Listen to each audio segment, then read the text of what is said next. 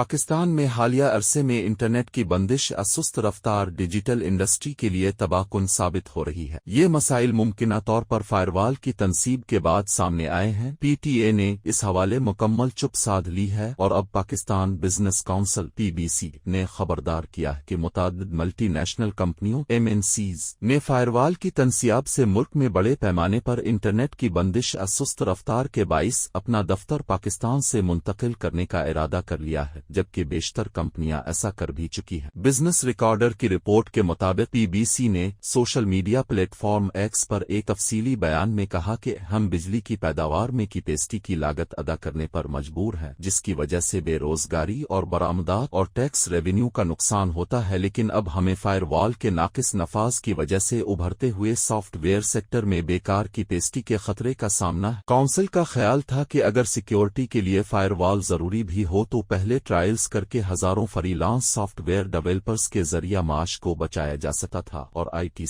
T سے متعلق services کے قابل اعتماد سپلائر کے طور پر پاکستان کی ساکھ کو نقصان پہنچانے سے بچ سکتے تھے۔ انہوں نے کہا بہت سی MNCs اپنے آفس منتقل کرنے کا منصوبہ بنا رہی ہیں اور کچھ پہلے ہی ایسا کر چکی ہے۔ انہوں نے کہا کہ ابھی دیر نہیں ہوئی ہے۔ PBC نے حکام پر زور دیا ہے کہ وہ نظر ثانی کریں اور صحیح فائر وال حاصل کریں یا روزگار اور برآمدات پر غیر ضروری اثر ڈالے بغیر اس کا اطلاق کرنا سیکھیں۔